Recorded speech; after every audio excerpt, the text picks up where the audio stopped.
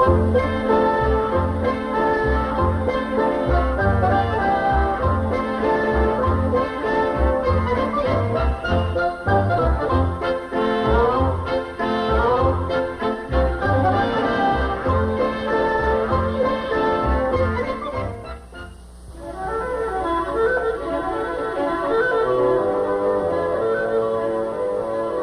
in the forest on the shores of the great lake we call Lake Michigan lived an Ottawa Indian boy.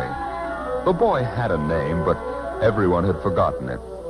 They called him Lazy Bones, but they said it with a smile, for the boy wasn't really lazy. It was just that he was always watching, always wondering by himself. Sometimes he would watch the women pounding corn into meal.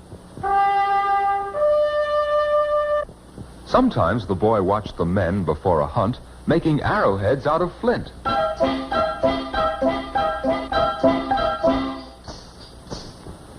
But the boy didn't help them.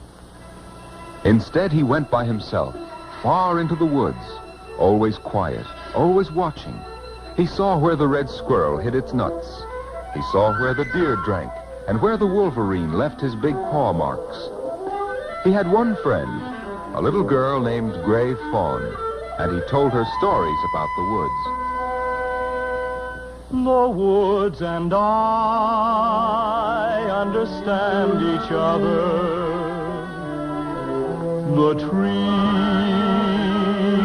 are my friends. The birds and bees are my friends, and the animals come at my call. Oh,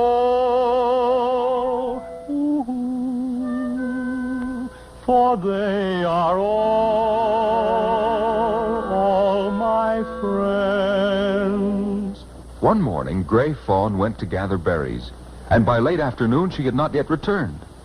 The men of the tribe found her moccasins near the lake, but they didn't find Gray Fawn. The chief, her father, cried angrily, "She must have been captured by the Saginaws." The men painted their faces and prepared for war.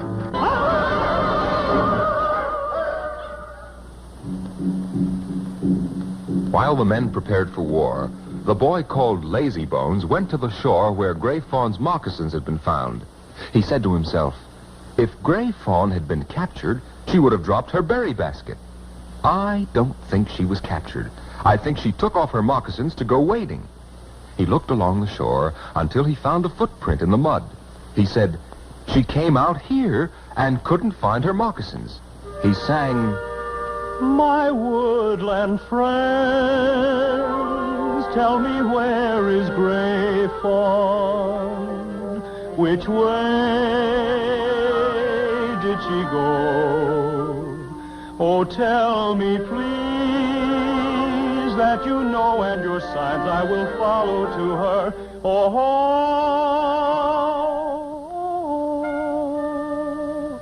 Gray Fawn and I